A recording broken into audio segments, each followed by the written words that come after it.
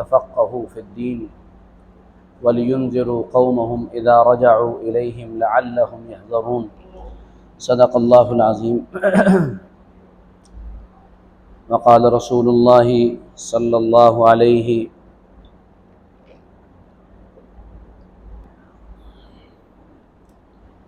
وعلى آله وأصحابه وسلم إنما الأعمال بالنيات أو كما قال صلى الله عليه وعلى آله وأصحابه وسلم۔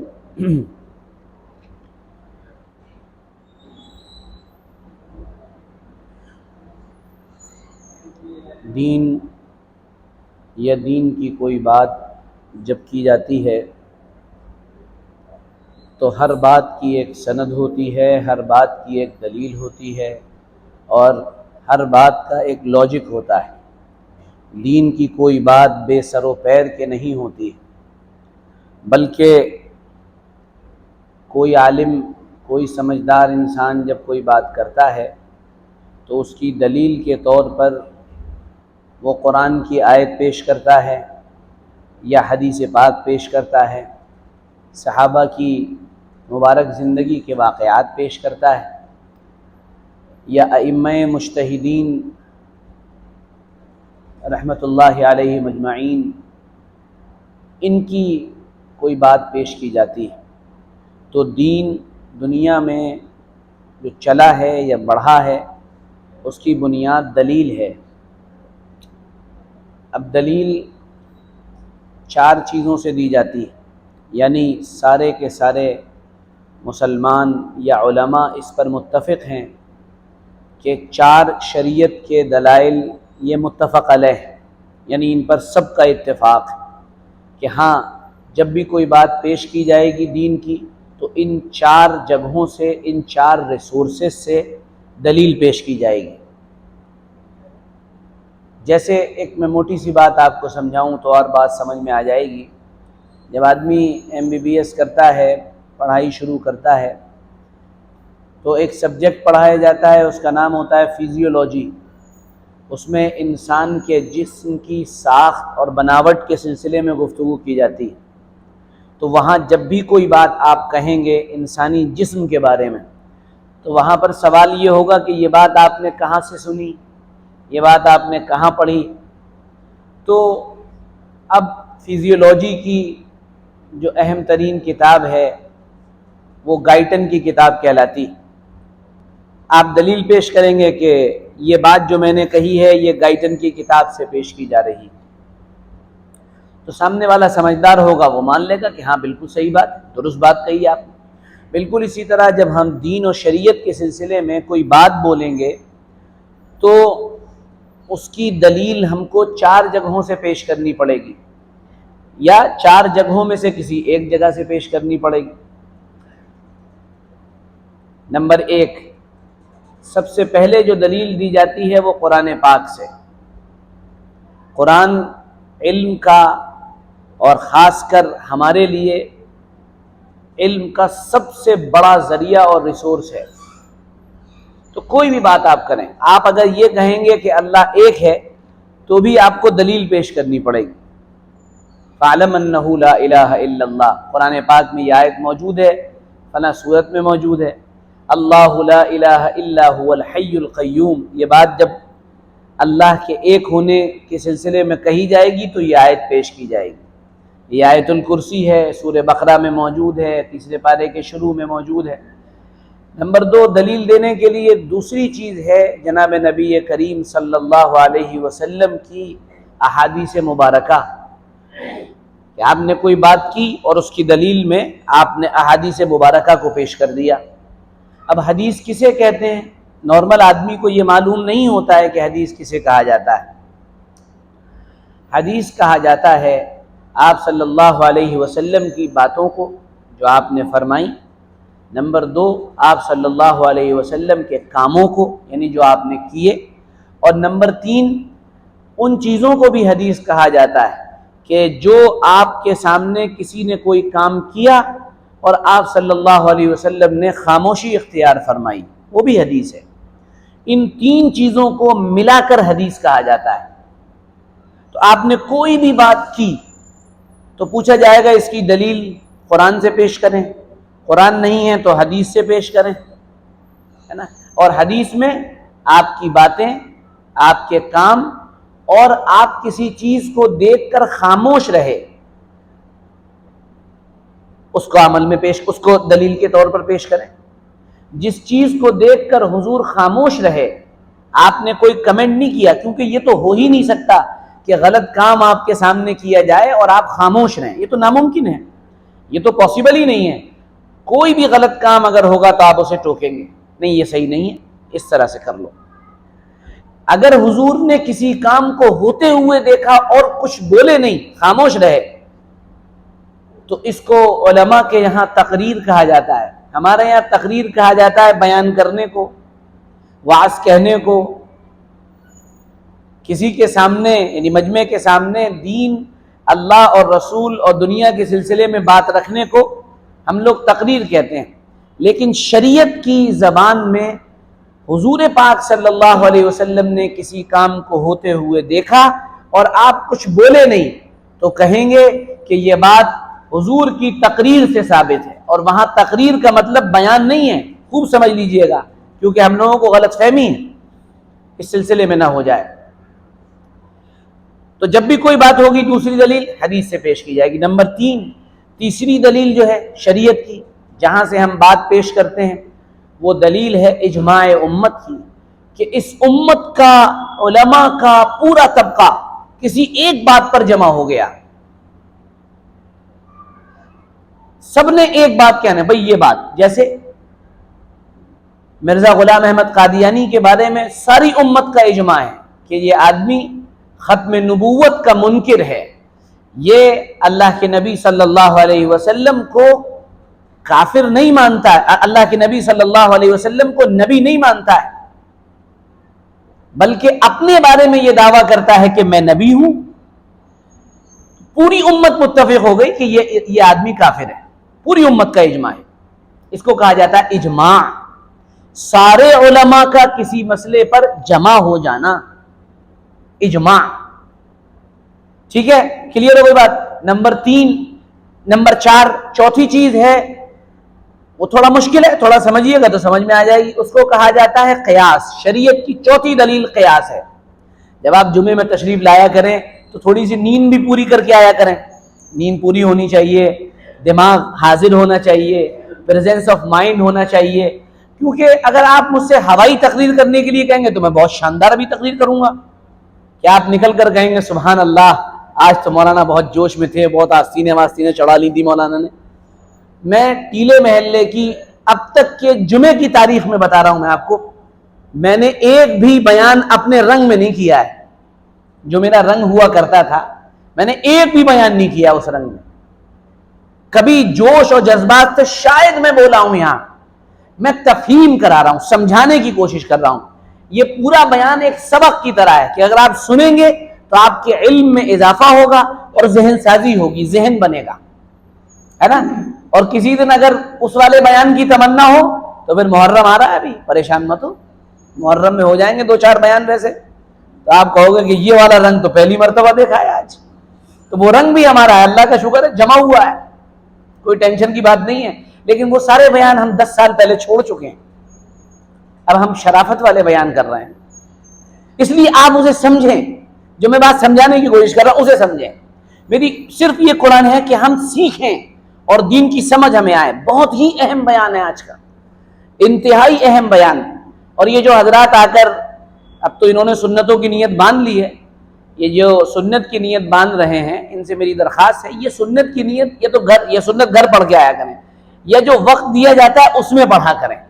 یہ انتہائی بد تہذیبی کی بات ہے کہ بیان چل رہا ہے اور آپ نے آ کے نیت باندھ لی، اللہ اکبر، یعنی آپ یہ ثابت کر رہے ہیں کہ آپ بہت بڑے نمازی ہیں اور آپ کو بیان کی ضرورت نہیں ہے۔ آپ بیان میں آپ کی نماز کیا ہوگی؟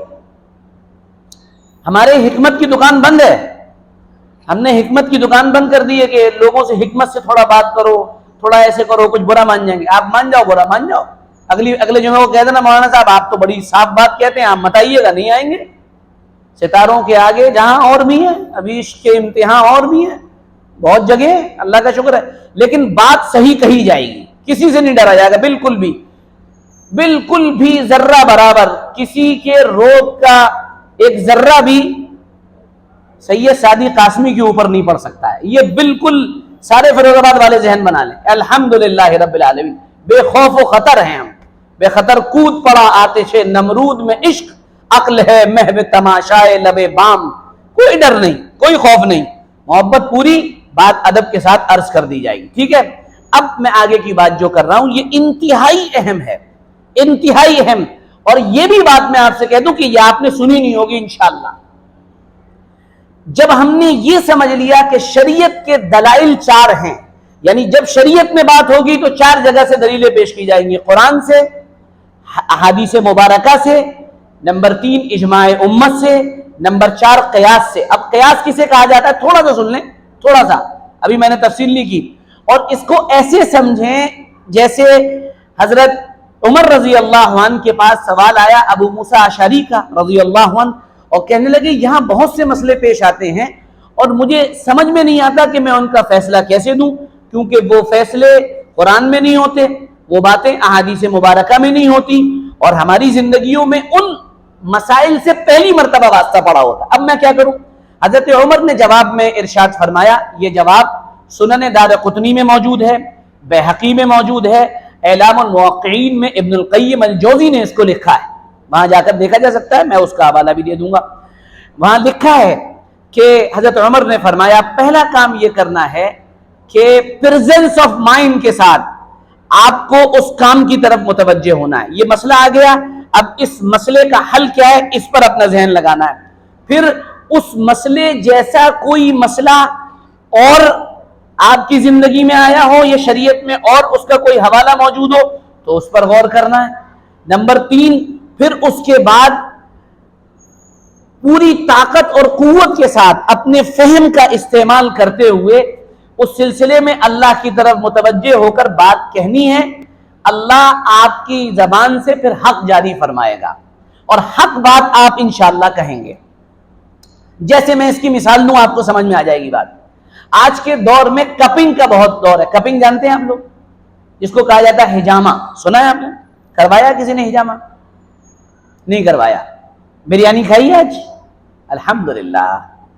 پائے وغیرہ کھائیں؟ تو پائے تو یہی ملتے ہیں میرے بھائی۔ صحت مند رہنے کے لیے لازمی چیز ہے حجامہ کروائیں۔ حجامہ کسے کہا جاتا ہے؟ حجامہ عربی زبان کا لفظ ہے، اور آج کے دور میں حجامہ کو کپنگ کہتے ہیں، کپنگ۔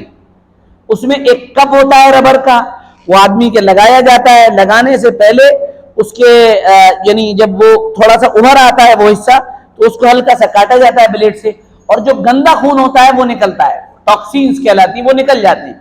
جب گندا خون نکلتا ہے تو آدمی بلڈ پریشر سے، شوگر سے، تھائرائیڈ سے اور اس طرح کے تمام امراض سے جو خطرناک اور بھینکر ہوتے ہیں ان سے محفوظ رہتا ہے۔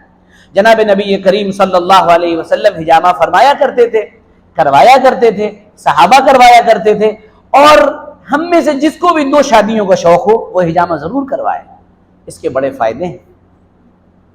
سمجھ میں آ رہی بات؟ ہاں، لیکن صحیح جگہ کروانا، ادھر ادھر مت چلے جانا للہ۔ ہاں نہیں، اگر ذرا سی بھی کوئی رگ ایسی کٹ گئی تو کبھی ایسا بھی ہوتا ہے کہ خون بند نہیں ہوتا، اور کہیں اطلاع آ جائے اگلے دن مسجد میں کہ حجامہ کروانے گئے تو اور انتقال ہو گیا۔ ماہرین سے، جو ماہر ہو اس فن کا، اس سے کروائیں، یہ یاد رکھیے گا۔ اب آگے چلتے ہیں، حجامہ کروانے سے وضو ٹوٹے گا یا نہیں ٹوٹے گا؟ اب آج کے دور میں یہ مسئلہ پیش آیا، حجامہ تو پرانے دور میں تھا، آج کے دور میں مسئلہ آیا کپنگ، اور یہ کپنگ تو حضور کے دور میں ہوتی نہیں تھی، آپ صلی اللہ علیہ وسلم کے دور میں ان سب چیزوں کا تصور نہیں تھا۔ اس دور میں جو حجامہ ہوتا تھا وہ حجامہ کرنے والے لوگ ہوتے تھے جن کے پاس سینگیاں ہوتی تھی، اور ان کو حجام کہا جاتا تھا۔ یہ جو بیچارے ہمارے یہاں بال وغیرہ بناتے نا، ان کو تو حجام فری میں کہا جانے لگا، یہ حجام نہیں ہے۔ ہاں، وہ چونکہ جب سر کے بال مونڈ دیتے ہیں تو اس کو کہتے ہیں حجامت بن گئی، اس لیے بیچاروں کا نام حجام رکھ دیا گیا۔ حجام وہ لوگ تھے جو حجامہ کیا کرتے تھے، اور حجامہ کیسے ہوتا تھا؟ وہ کٹ لگاتے تھے، اور وہ سینگی ہوتی تھی، ایک سینگ ٹائپ کی چیز ہوتی تھی، اس کو منہ میں لگا کر وہ خون کو چوسا کرتے تھے۔ جس سے گندا خون نکل جاتا تھا، وہ اس فن کے ماہر ہوتے تھے۔ اب سوال یہ پیدا ہوا کہ آپ صلی اللہ علیہ وسلم کے دور میں جو حجامہ ہوتا تھا اور آج کپنگ ہوتی ہے، تو کپنگ کروانے سے وضو ٹوٹے گا یا نہیں ٹوٹے گا؟ یہ سوال آج آیا، کیونکہ یہ واقعہ حضور کے دور میں نہیں ہوا تھا۔ اب کیا کیا جائے بھیا؟ اب غور و فکر کرنا شروع کیا گیا، علماء نے غور و فکر کیا، تو غور و فکر کر کے نتیجہ یہ نکالا کہ حضور صلی اللہ علیہ وسلم کے دور میں جب حجامہ ہوتا تھا تو حضور نے فرمایا اس سے وضو ٹوٹ جاتا ہے۔ کیوں ٹوٹ جاتا ہے؟ وجہ کیا ہے؟ کہ خون نکلتا ہے، خون نکلنا وضو کو توڑ دیتا ہے۔ جب ہم کپنگ کراتے ہیں یہاں بھی خون نکلتا ہے۔ اب جو علماء بیٹھے انہوں نے کہا وہاں بھی خون نکلتا تھا، وہاں حضور نے حکم دیا تھا کہ وضو ٹوٹ گیا، یہاں بھی خون نکلتا ہے، اگرچہ اس کا تذکرہ یعنی کپنگ کا تذکرہ قرآن و حدیث میں نہیں ہے، لیکن دونوں ملتے جلتے ہیں، اس لیے یہاں بھی حکم لگایا جائے گا کہ وضو ٹوٹ گیا۔ ایک اور مسئلے سے سمجھیے، پرانے دور میں یہ نوٹ تو ہوتے نہیں تھے جو ہمارے ہوتے ہیں چورن والے، یہ اپنے جو اپنے چلنا ہے، اس کے بارے میں کبھی بھی اعلان ہو جاتا ہے 2000 کا نوٹ بند ہو رہا ہے، 2000 کا نوٹ بند ہو رہا ہے، سارا کالا دھن گھر سے نکل کے آ جاتا ہے۔ مستورات نے جو بڑے چھوٹے چھوٹے ہماری گھر کی عورتوں نے جو چھوٹے چھوٹے بندل بنا کے رکھے ہوتے ہیں بیڑی کی طرح، وہ سب آتے ہیں ماشاءاللہ نکل کے، لیجئے یہ اب جمع کرا دیجئے گا، کیونکہ اب 2000 کے نوٹ بند ہونے والے ہیں۔ مردوں کا کافی فائدہ بھی ہوتا ہے، اس لیے ہمارے مودی جی اچھے آدمی ہیں، وہ اس طرح کے اچھے کام کرتے رہتے ہیں بیچ بیچ میں تاکہ کالا دھن اندر سے نکل آئے الغرض۔ تو اب یہ جو نوٹ ہے، پرانے دور میں تو نوٹ چلتا نہیں تھا، وہاں تو سونے اور چاندی کے سکے ہوتے تھے۔ اب سونے اور چاندی کے سکے بند ہوئے، اس کی ایک لمبی تاریخ ہے، ہم اس میں نہیں جا رہے ہیں، بند ہوئے، اس کی جگہ نوٹ نے لے لی۔ اب سوال یہ پیدا ہوا کہ بھیا یہ جو نوٹ ہے یہ سونے اور چاندی کے برابر مانا جائے گا یا نہیں مانا جائے گا؟ اب دیکھنے میں تو چورا نہیں ہے، کیا ہے نوٹ؟ اعلان ہو گیا 500 کے نوٹ کی کوئی اہمیت نہیں ہے، سب ملیں گے آپ کو نالیوں میں پڑے ہوئے، ہے نا؟ اب یہ مانا جائے گا نہیں مانا جائے گا؟ اب اس پہ بہت غور ہوا، بڑی لمبی چوڑی تفصیلات ہیں، میں صرف ایک بات بتا رہا ہوں۔ علماء نے جنہوں نے کہا نہیں یہ سونے اور چاندی کے برابر ہی مانا جائے گا، انہوں نے کیا کہا کہ سونا اور چاندی پہلے دور میں کیوں ہوتے تھے؟ ذرا سمجھ کے سمجھیے گا تھوڑا سا، سونے اور چاندی کیوں ہوتے تھے؟ کہا اس کے ذریعے سے چیزیں خریدی جاتی تھی، چیزیں جو خریدی جاتی تھیں، یعنی اس کا مطلب اس کے اندر ثمنیت ہے، ثمنیت کا مطلب قیمت بننے کی صلاحیت ہے۔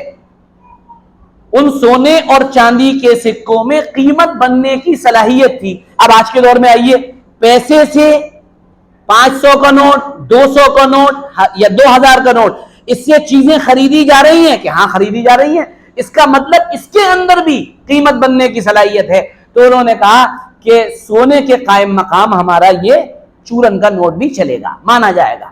اس طرح کی چیزیں جو آتی ہیں اس کو قیاس کہا جاتا ہے، اور قیاس کے ذریعے سے بھی شریعت کے احکام ثابت ہوتے ہیں۔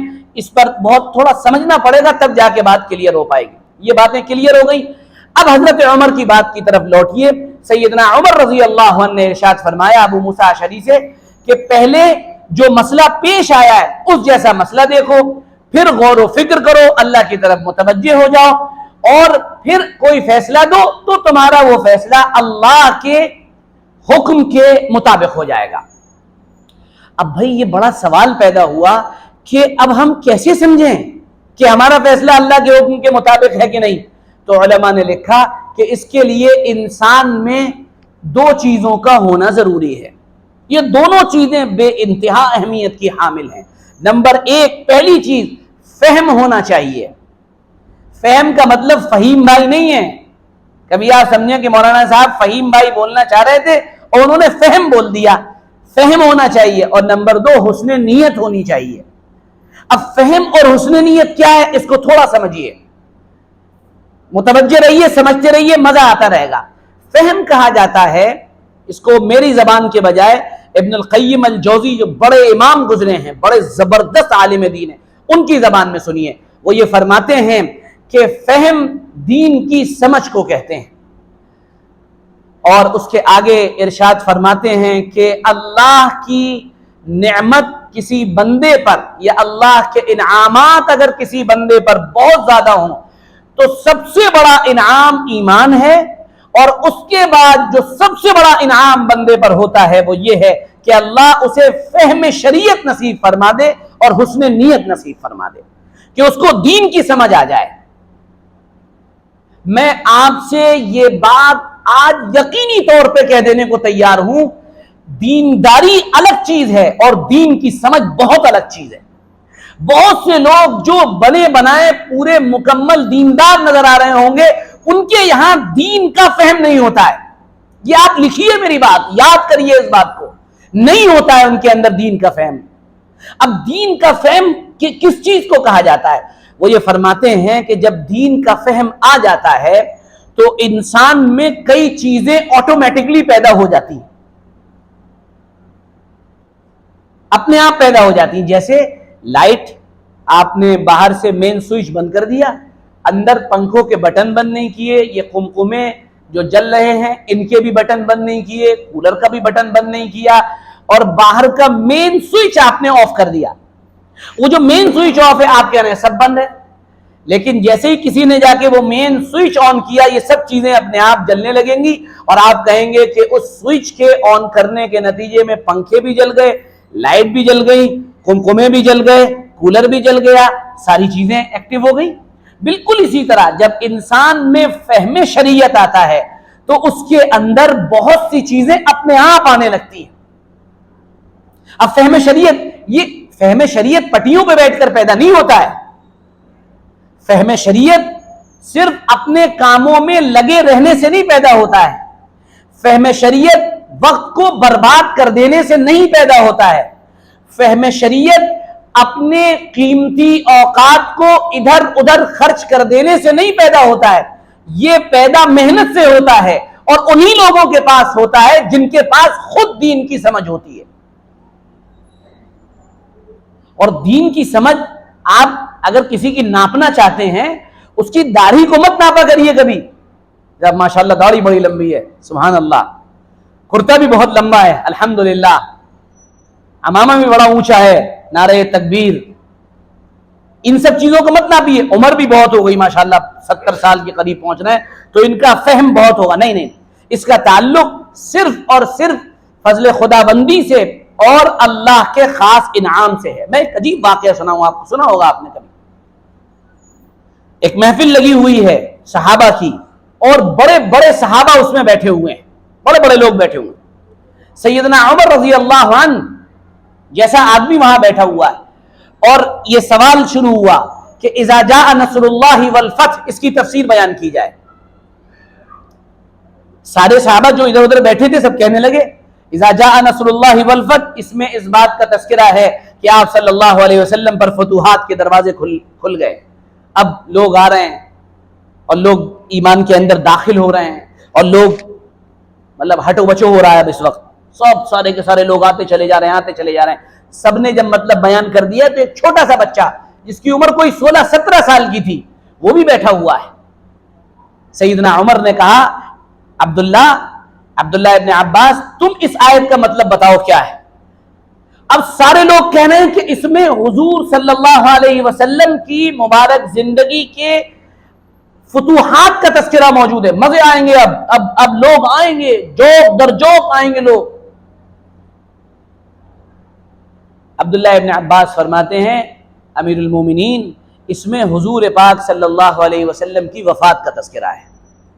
اب پورا مجمع حیران، کہنے ابن عباس کیا کہہ رہے ہو، یہ بات کیسے کہی؟ عبداللہ ابن عباس نے اس پوری آیت کی تفسیر سمجھائی کہ دراصل جب کسی نبی کا مشن مکمل ہوتا ہے تو آخری ایام کی صورتحال یہی ہوتی ہے، اور حضور پاک صلی اللہ علیہ وسلم کا مشن اب پورا ہو گیا اور اب آپ کے دنیا سے جانے کا وقت ہے. آپ سوچئے سب کہہ رہے ہیں کہ مزے آنے والے ہیں، اور وہ کیا کہہ رہے ہیں کہ اس میں حضور کی وفات کا اشارہ ہے. یہ دین کی سمجھ ہے، یہ دین کا فہم ہے، یہ دین کا درک ہے، یہ دین کو سمجھنے کی ایک بڑی مثال ہے. کیوں ملا تھا ان کو یہ؟ آپ جانتے ہیں کیوں ملا تھا؟ یہ واقعہ آپ نے سنا ہے، سن لیجئے. حضرت عبداللہ ابن عباس بہت کم عمر کے تھے، اور ان کی خالہ تھی حضرت میمونہ رضی اللہ تعالی عنہا. حضرت میمونہ کے پاس یہ جایا کرتے تھے، اور وہ حضور صلی اللہ علیہ وسلم کی ازواج مطہرات میں تھی. یہ چھوٹے تھے تو یہ حضرت میمونہ کے پاس جا کر لیٹ جایا کرتے تھے، کافی کم عمر تھی، اور تہجد میں اٹھ کر یہ آپ صلی اللہ علیہ وسلم کی خدمت کرتے تھے. ایک دن آپ صلی اللہ علیہ وسلم وضو جب فرمانے کا ارادہ فرمایا تو لوٹے میں پانی انہوں نے رکھا اور حاضر ہوئے اور وضو کروانے لگے، تو حضور پاک صلی اللہ علیہ وسلم نے بے ساختہ دعا دی، اللہم علمہ التعویل، اللہم فقہہ فی الدین وعلمہ التعویل، اے اللہ ابن عباس کو دین کی سمجھ عطا فرما اور اس کو تفسیر قرآن کا خاص علم عطا فرما۔ دعا لی نہیں جاتی، دعا کروانے کے لیے جایا نہیں جاتا، حضرت دعا فرما دی، حضرت دعا لی جاتی ہے۔ یہاں پرانے لوگ جانتے ہوں گے، جامع مسجد میں ایک بزرگ تھے حضرت مولانا نور الحسن صاحب رحمۃ اللہ علیہ، پرانے لوگوں نے دو چار نے دیکھا ہوگا شاید، جو بہت پرانے ہیں، ان کو شہید کیا گیا تھا باقاعدہ۔ تو ایک دن ابا ہمارے بتانے لگے کہ میں ان کو گھر لے کر آیا اور میں نے گھر پہ بیٹھایا، ان کو ناشتہ کرایا، بہت خدمت کی، اور پھر اس کے بعد جو ہے جب وہ رخصت ہونے لگے تو ابا ہمارے کہتے ہیں کہ میں نے ان سے کہا مولانا ہمارے لیے دعا کر دیجیے، تو مولانا نے فرمایا ماسٹر صاحب دعا کے لیے کہا نہیں جاتا ہے، دعائیں لی جاتی ہیں، اور دعا لینے کا طریقہ یہ ہے کہ انسان خدمت کرے، اس کے نتیجے میں دعا ملتی ہے۔ عبداللہ ابن عباس کو وہ جو دعا ملی، جتنے دن زندہ رہے عبداللہ ابن عباس کے علم کا سکہ وہ چاروں طرف چلتا رہا۔ یہ دین کی سمجھ کہلاتی ہے۔ اب جب یہ پیدا ہو گئی تو کم از کم چار باتیں انسان میں اپنے آپ آ جاتی ہیں۔ نمبر ایک، پہلی بات، حق اور باطل کے درمیان وہ تمیز کرنے لگتا ہے، یہ صحیح ہے یہ غلط ہے، اس کو اپنے آپ سمجھ میں آ جاتا ہے کہ یہ پٹری بدلی ہوئی ہے اس کی، یہ غلط بات بول رہا ہے۔ ہمارا معاشرہ اور ہمارا نوجوان آج کا پورا طبقہ، چونکہ وہ انٹرنیٹ پر ہے، چونکہ وہ یوٹیوب پر ہے، اب وہ یوٹیوب پر بیٹھا ہوا ہے اور یوٹیوب پر سن رہا ہے، اور وہ سن کر کہہ رہا ہے کہ یہ بھی بڑے لمبے چوڑے صافے وافے لگا کے بیٹھے ہیں، ان کی بات صحیح ہوگی۔ پرسوں میرے پاس ایک نوجوان آیا، کہنے لگا نرسوں کی بات، کہنے لگا کہ مولانا صاحب وہ پینٹ فولڈ کرنے سے نماز نہیں ہوتی کیا؟ میں نے کہا تم نے کہاں سنا؟ کہنا اور اگر آستین موڑ لیں تو ایسا کرنا نماز میں کیا ہے، غلط ہے؟ میں نے کہا بھیا کہاں سننے ہو، کسے سننے ہو؟ تو اس نے ایک صاحب کا نام لیا۔ میں نے کہا بھائی خدا کا واسطہ ایسے لوگوں کو مت سنا کرو، پینٹ الٹی کرنے سے نماز میں کوئی فرق نہیں آئے گا، آستین اوپر موڑ لینے سے نماز میں کوئی فرق نہیں آئے گا، ہاں ادب کے خلاف ہے، اور ادب کے خلاف کوئی کام اگر آدمی کرے تو اس سے نماز میں کوئی فرق نہیں پڑتا ہے۔ نماز ٹوٹے گی تب جب کوئی فرض چھوٹ جائے، سجدہ سہو واجب ہوگا تب جب کوئی واجب چھوٹ جائے، سنت کے چھوٹنے پر بھی نماز نہیں ٹوٹتی ہے۔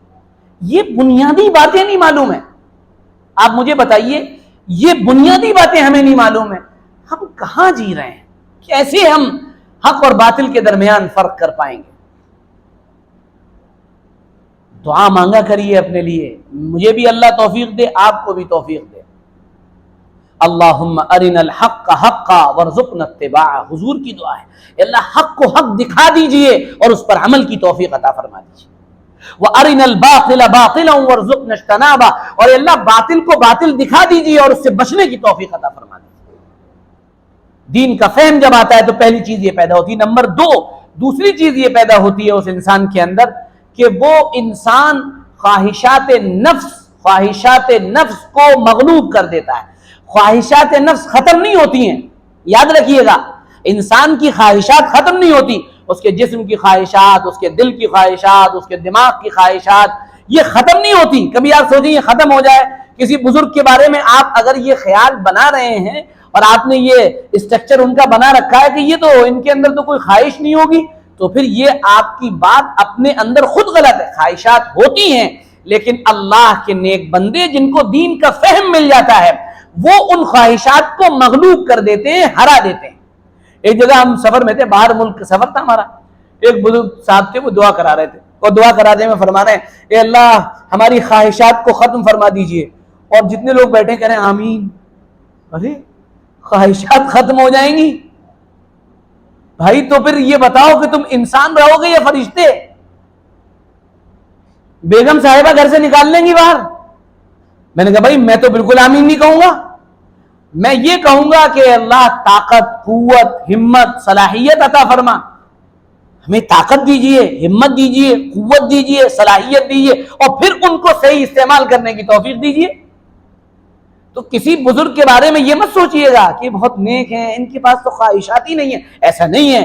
خواہشات مغلوب ہو جاتی ہیں، خواہشات کو اللہ کے نیک بندے جن کو دین کا صحیح فہم حاصل ہوتا ہے وہ ہرا دیتے ہیں۔ نمبر تیسری بات جو جس کے اندر دین کا فہم آ جاتا ہے وہ یہ پیدا ہوتی ہے کہ وہ انسان دین کو ہمیشہ دنیا پر ترجیح دیتا ہے۔ یہ جملہ بہت غور سے سنیے گا۔ ہمارے یہاں ایک کانسیپٹ تو یہ ہے کہ دنیا بہت بری چیز ہے، اس پر میں بہت بات کرتا ہوں۔ ایک کانسیپٹ یہ ہے کہ دنیا سب کچھ ہے، اور مولانا سعدی صاحب کا کانسیپٹ یہ ہے جو دین کا کانسیپٹ ہے کہ دنیا نہ بری چیز ہے نہ سب کچھ دنیا ہے، بلکہ دنیا ہمارے لیے ضروری ہے کیونکہ ہم کو باعزت زندگی گزارنی ہے، کیونکہ ہم کو اپنی ضروریات میں اس دنیا کی یعنی پیسے کی قدم قدم پر ضرورت پڑے گی، تو دنیا بری نہیں۔ اب دو باتیں بہت یاد رکھیں۔ نمبر ایک، پہلی بات تو یہ کہ ہم کو سمجھ یہ آ جائے کہ دنیا کسے کہتے ہیں۔ یاد رکھیے دنیا ہر وہ چیز ہے جو آپ کو اللہ سے غافل کر دے رہی ہے۔ یاد رکھیے گا، پیسہ دنیا نہیں ہے، سونا اور چاندی دنیا نہیں ہے۔ جو چیز مجھے، تم کو، مردوں کو، عورتوں کو، بچوں کو، جوانوں کو، پوری نسل کو اللہ سے غافل کر رہی ہے وہ دنیا ہے۔ یہ ایک بات۔ نمبر دو، اب ایک موقع ایسا آئے گا جہاں دین اور دنیا آپ کے سامنے کھڑے ہو جائیں گے۔ ایک طرف آپ کا دین ہے، ایک طرف دنیا ہے۔ ایک طرف مطالبہ یہ ہے کہ کچھ پیسے لے لو اور ووٹ ہمیں دے دو، اور ایک طرف دین کا مطالبہ یہ ہے کہ یہ تمام چیزیں اپنے آپ کو بیچ دینے جیسی ہیں، یہ غیرت کے خلاف ہیں۔ دین یہ کہہ رہا ہے، اب یہ موقع آیا، یہ کہہ رہا ہے نہیں، یہ اللہ کا حکم ہے، یہ سر آنکھوں پر، میں ان سب چیزوں کو فالو نہیں کروں گا۔ اب یہ مقابلہ ہے، یہ مقابلہ ہمارے سامنے دن و رات پیش آتا ہے۔ اللہ کرے ہمیں اس کی سمجھ آ جائے۔ ہمارے سامنے یہ مقابلہ آتا ہے، توڑے میں اگر 4 چوڑی کم کر دوں گا اور دن میں 100 توڑے بیچ دیے تو 100 اور 400، 4 توڑے پھر بن گئے، تو اس کا مطلب 4 توڑوں کا فائدہ، اور 50 روپے مان لیجئے یا 10 روپے یا 20 روپے، مجھے نہیں معلوم کتنا فائدہ ہوتا ہے، ایک توڑے پہ بچے تو دن کے 100 روپے پکے۔ اب یہ ایک پوری طاقت کے ساتھ شیطان نے تصور پیش کیا، اور اللہ کے دین کا تقاضا یہ نہیں، ایمانداری، اس کا بدلہ تمہیں ملے گا، امانت دار بن جاؤ، اس کا بدلہ تمہیں ملے گا۔ اس کے نتیجے میں آپ فیصلہ یہ کرتے ہیں میں یہ نہیں کروں گا، میں امانتداری کا ساتھ دوں گا۔ اس کو کہا جاتا ہے ہمیشہ دین کو دنیا پر ترجیح دے دینا۔ بڑا مشکل فیصلہ ہوتا ہے، بڑی عجیب و غریب سچویشن ہوتی ہے، اور جب آدمی امانت دار بن جائے، اپنی بات کا پکا بن جائے۔ میں کل ایک سفر میں تھا، پرسوں سے کل تک ایک سفر میں تھا، ایک نوجوان تھا ہمارے ساتھ، وہ غیر مسلم تھا، اور 2 نوجوان مسلمان تھے، یہ سب ڈاکٹرز تھے۔ یہ سفر چل رہا تھا ہمارا، تو وہ جو غیر مسلم نوجوان تھا وہ اس مسلمان سے بڑا متاثر تھا۔ میں سوچ رہا تھا، میں نے کہا اس دور میں ایسا، یہ تو بڑا مشکل ہے نا، حالات ہی ایسے چل رہے ہیں۔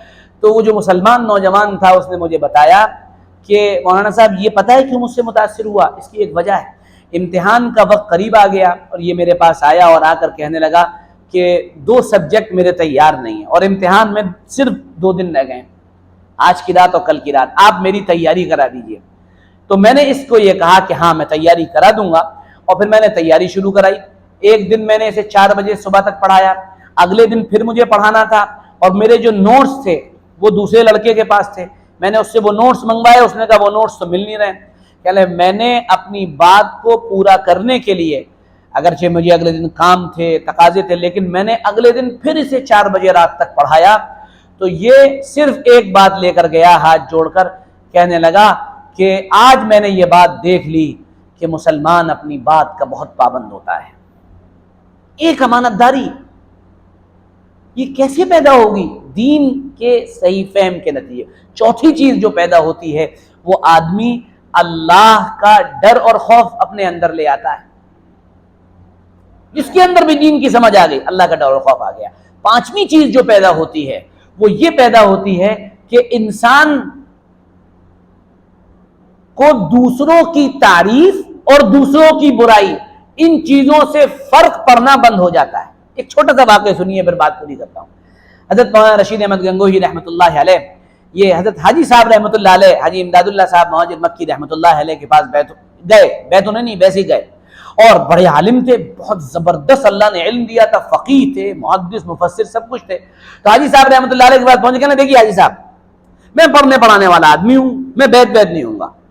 حاجی صاحب نے فرمایا کوئی بات نہیں، بالکل نہیں، اور دوسری بات یہ میں تہجد نہیں پڑھوں گا۔ حاجی صاحب نے فرمایا ٹھیک ہے کوئی بات نہیں، کہ بھائی مولوی رشید احمد کا پلنگ یہاں لگوا دو۔ یہ اپنا پڑھتے پڑھاتے تھے رات دیر گئے تک، اور پھر اس کے بعد صبح نہ سوتے تھے، فجر میں اٹھ جاتے تھے۔ اب انہوں نے ایک دن دیکھا یار دائیں طرف دیکھ رہا ہوں سب تہجد پڑھ رہے ہیں، بائیں طرف دیکھ رہا ہوں کوئی دعا کر رہا ہے، سامنے دیکھ رہا ہوں کوئی ذکر کر رہا ہے۔ کہنے یار رشید احمد تم ایسے ہو، تم سو رہے ہو ہیں؟ یہ اپنے آپ اٹھے، تیسرے دن وضو کیا، نماز پڑھی۔ حاجی صاحب سب دیکھ رہے ہیں، کوئی بات نہیں فرمائی۔ کچھ دن گزرے، کہنے حاجی صاحب بیعت فرما لیے۔ کہا بھئی آپ تو اس لیے آئے تھے کہ بیعت نہیں ہوں گے؟ کہا نہیں، بیعت فرما لی۔ بیعت فرمایا، کہا اب میں چلا جاؤں؟ کہا نہیں، رک جائیے اور رکیے اور رکیے اور رکیے اور رکیے۔ 40 دن روکا، اور 40 دن کے بعد جب روانہ فرمایا حاجی صاحب نے تو فرمایا اب ہماری طرف سے بیعت کرنے کی اجازت ہے، بیعت کر لیا کریے اور احوال لکھ دیا کریے گا آپ نے۔ اب یہ اپنے گھر چلے گئے گنگو، وہاں سے انہوں نے خط لکھا، بہت سی باتیں لکھی، اور حاجی صاحب کو یہ لکھا حاجی صاحب آپ کے پاس رہنے کی برکت سے بہت سی چیزیں ملی، ان میں ایک چیز یہ ملی کہ میرے نزدیک برائی کرنے والا اور تعریف کرنے والا یہ دونوں برابر ہو گئے، کسی چیز کی پرواہ نہیں ہوتی ہے۔ جو انسان بھی اس دنیا کے اندر دین کا فہم حاصل کر لے گا، سمجھ حاصل کر لے گا، اور اس کو دین کا درک حاصل ہو جائے گا، اس کی زندگی میں یہ 5 چیزیں تو نمایاں طور پہ اپنے آپ آ جائیں گی۔ چھوٹی چھوٹی چیزوں کے لیے جو ہم آج لڑتے ہیں، یہ لڑنا اپنے آپ ختم ہو جائے گا، اور اس کو معلوم ہو جائے گا کہ اصل میں آیا کس لیے ہوں، میری پیدائش کیوں ہے، میری زندگی کا مقصد کیا ہے، یہ چیزیں اس کے سامنے آنے لگیں گی۔ ہمارے مسائل کا حل میں پھر کہہ دے رہا ہوں آپ سے، کوئی پارٹی نہیں ہے، ہمارے مسائل کا حل کوئی الیکشن کی سیاست نہیں ہے، ہمارے مسائل کا حل آپس کی یہ جو چودراہٹیں ہوتی ہیں یہ بھی نہیں ہے، ہمارے مسائل کا حل اللہ کے دین کی سمجھ ہے اور اللہ کے دین کا علم ہے، اور پھر اس پر عمل کرنا ہے، یہ ہماری بنیادیں ہیں۔ اگر ہم ادھر لوٹیں گے تو سماج اور معاشرہ اور سوسائٹی بھی بنے گی، اور نہیں لوٹیں گے، نہیں آئیں گے تو جیسا حال چل رہا ہے ویسا آج نہیں 1000 سال تک چلتا رہے گا۔ اس دن ہم نے پچھلے ہفتے دعوت دی تھی کہ ہمارے یہاں کتنے نوجوان آئیں گے؟ ماشاءاللہ کتنے آئے تھے بھائی؟ 6 لوگ آئے تھے، 5 آئے تھے، ماشاءاللہ آئے تھے، اللہ انہیں جزائے خیر دے۔ میں بہت قدر کرتا ہوں، آپ لوگ مصروف ہیں نہیں آ پائے، تو میں نے ان سے کہا آپ لوگ آئے ہیں، جس بھی نوجوان کو کوئی فیس نہیں، کچھ نہیں، آپ آئیں، تشریف لائیں اور دین کی بنیادی چیزیں اور دین کا فہم حاصل کریں۔ 10 دن لگاتار چلے گا، اور پھر اس کے بعد یہ دیکھیں گے کہ کس میں طلب ہے اور کس میں نہیں ہے۔ اگر طلب دیکھی جائے گی تو تھوڑا سا اور آگے بڑھا دیا جائے گا، ویسے 10 دن کے 15 دن کب ہو جائیں گے یہ آپ کو بھی پتہ نہیں چلے گا انشاءاللہ۔ اللہ ہمیں سمجھ عطا فرمائے۔ 12 تاریخ یاد رکھیے گا، خاص کر طلبہ، اسٹوڈنٹ، کالج کے پڑھنے والے اگر یہ آئیں بہت اچھی بات، باقی ہر نوجوان، کوئی بھی نوجوان ہی نہیں، بوڑھا کوئی بھی آئے، اللہ تعالیٰ اسے بھی اور مجھے بھی دین کا فہم اور دین کی صحیح سمجھ عطا فرمائے۔